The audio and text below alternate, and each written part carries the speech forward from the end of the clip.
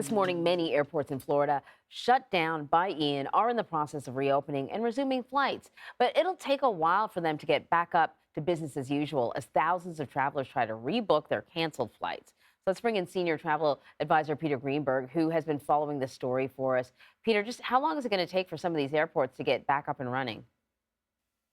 Well, let's talk about delays and cancellations in another time. Okay. And that is when you have a weather incident and an airline shuts their operations. For every 12 hours that they're down, it takes about 36 hours to get back up, simply because you have crews out of sequence, planes out of schedule, and of course the planes have to be there.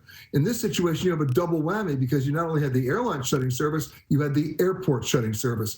So for every 12 hours you're down, you're really talking about 72 hours or more to get back. So we had airports closed this week in a preemptive way. Orlando closed, the regional Southwest Airport in Fort Myers closed, Tampa closed, Sarasota closed, St. Pete, Clearwater closed.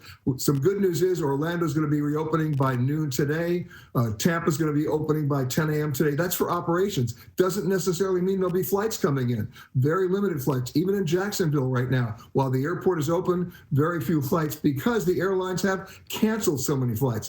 3,500 at least between Wednesday and yesterday, already 1,400 canceled today. So if you have booked a flight, obviously you didn't go and you need to rebook. The airlines have issued waivers. They do this in the past. They've done it before. However, I got to give you a big asterisk here on the waivers that they're issuing. At least right now, they're saying you have to rebook your flights with no penalty at all by October 8th. But what they're also telling you is you have to fly by October 8th. And that's not realistic at all, considering the damage to both the private and public infrastructure in all of those cities I mentioned. So you need to contact the airline, and the hope is that those waiver deadlines will be extended. Yeah, because what if you missed a wedding and you don't need to travel anymore? Like, it's pointless. Then you could be out of luck? No, you can cancel and get it back to your credit account, meaning the airline you a credit, but the real question is, will they give you a refund? Because for a lot of travelers, people don't realize this. They may only travel once or twice a year.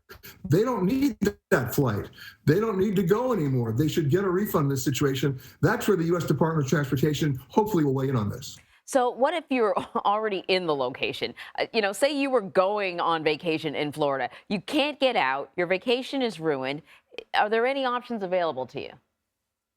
Well, of course, there's travel insurance, but you can't buy the insurance once the second floor catches fire. Can't do that. Bottom line is, hopefully there'll be some shelter in place. There'll be some resources available to you. The airlines will do their best now that the airports are reopening to get you out. That's part of their contracted carriage. But in terms of reimbursement, in terms of getting money back on a ruined vacation where you're already in place, that doesn't really happen very often. Yep, take it up with Ian. And I don't think he's taking any calls right now. Peter, thank you very much. You got it.